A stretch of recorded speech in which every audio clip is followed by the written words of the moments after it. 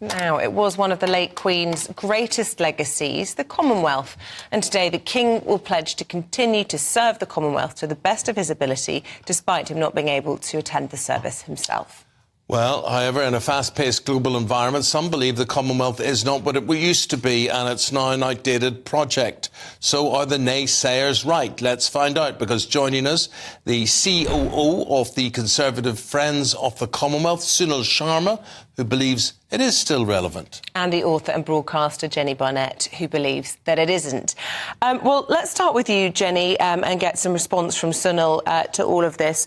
Why do you think that this is an outdated celebration today? Doesn't it do a lot of good for the Commonwealth? Well, it should do, if you look at the word Commonwealth, but British companies control more than $1 trillion of, for instance, African resources, gold, diamonds, gas, oil, land, roughly 4 times the size of the UK. And Africa loses more than £30 billion a year than it receives in aid or loans. So it's hardly Commonwealth. What's happening? It was British Empire Day. That's changed. But Afua Hirsch, the Guardian columnist, claims that it is a contemporary manifestation of the British Empire, whilst Philip Murphy, director of the Institute for Commonwealth Studies at the University of London, he's called it an irrelevant institution wallowing in imperial amnesia. We have to come to terms with the fact that the world is changing. We aren't the be-all and end-all of everything. Even Callum Mason has says at the end of the last night of the proms that the music should be played, Land of Hope and Glory. We have to rethink where we are in the globe, on the globe, and we have to look at quite what the Commonwealth is doing, because it doesn't seem to be serving there are 2.6 billion people in the Commonwealth, making up a quarter of the world's landmass. What are we doing for them? But you're not part of it, so why do you care? I care that we have an egalitarian globe. I care that we don't have people starving in Jamaica who are also wanting to leave the Commonwealth. 14 Caribbean countries are wanting us to pay reparations for the slave trade. We have to look at who we are now, who we were then, and what shifted. And self-sufficiency is part of it. Global warming is part of it. And we are no longer the old lady of the world. Well, Sunil, there's quite a lot for you to unpack there. I mean, first of all, she doesn't think there's a shared wealth between these countries, but equally she thinks the sort of outdated concept of imperialism.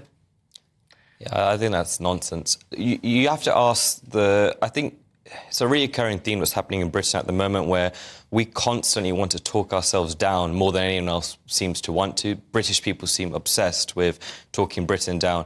The Commonwealth, we have to keep saying this, it's a voluntary organisation, so these countries voluntarily are part of this group. They choose to be here. If they don't like the Commonwealth and they think it's imperialistic and they think it's colonial, they can leave. They don't. We're on 56 nations now. 2 have joined last year that have had no ties to the British Empire in Togo and Gabon. So they've clearly seen value in the Commonwealth. I think we should let these countries decide what value they see and what they don't. They don't need to be lectured by us to tell them what to think. You see, Sunil, Jeni's very, she's very incensed by a lot of what's going on there. In short, She seems to believe that without the British influence, the British Empire influence, whatever, that these countries would get on better. There wouldn't be starving children. There wouldn't be the famine and the dearth that there is. Would that be the case, do you think, if they were to go it alone? Absolutely not true. So let's look at the facts before.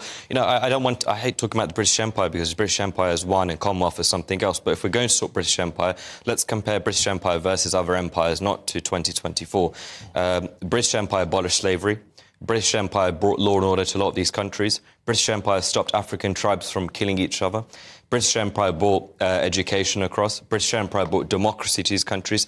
So if we're going to talk about British Empire, let's talk about it in the context of versus empires, as opposed to what we seem to be obsessed about doing now, is comparing it to 2024. It's not fair, it's not right. We should talk about what the Commonwealth brings today, which is shared history, shared values.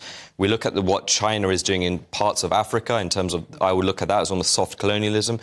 I think with the world being so fractured right now with Russia, Ukraine, we need more allies together. These smaller nations have an opportunity to actually have an international say, which they don't get that's a anywhere sensible else. point, isn't it, Jeni? In a world with geopolitical instability, that these countries are actively choosing to be part of this. In fact, I believe they even voted for the King to remain the head of the Commonwealth. This is a democratic decision to be part of it, and they're benefiting from it. Well, we have to look at the changing nature of the globe. We are not an empire. No one's suggesting that we are. No, but Suno talks about how we went in and we made things better for everybody. It's not true. It was land grab. It was resource grab. And you cannot look at this country in the context of the patronage that you're talking about. When the Soviet Union split, people demanded autonomy. Latvia, Estonia, Belarus, and so on. And that's what lots of people are saying. No, they want to be a republic. Even Australia is talking about it. That people wish to stand alone. They don't wish to have somebody over them in a paternal sense. And that's what you're talking about. Sunil, what do you think about Well, all 56 nations are independent. None of them are governed or controlled by the UK. They're all independent. We removed British from British Commonwealth, so it's just Commonwealth. I think Australia's a great example of when, during the 90s, they talked about going republic, they debated about it, they held a referendum, and the overwhelming majority voted to stay in a republic, without a republic, with the king as monarch. Let the countries decide. If they see value in the Commonwealth, let them stay in the Commonwealth. If they don't, they can leave. There is no power in terms of Britain control these nations. That's not the case. These countries have had the opportunity to be a part of the international stage. We should welcome them, we should allow them, and we should see this as a brilliant opportunity. Unfortunately, in this country, I think we're obsessed about talking about what bad Britain has done rather than what good Britain has done. And I think it's transpiring into a group now which has absolutely nothing to do in terms of Britain controlling these. Guys, got to leave it there. Yeah. Thank you both very much indeed.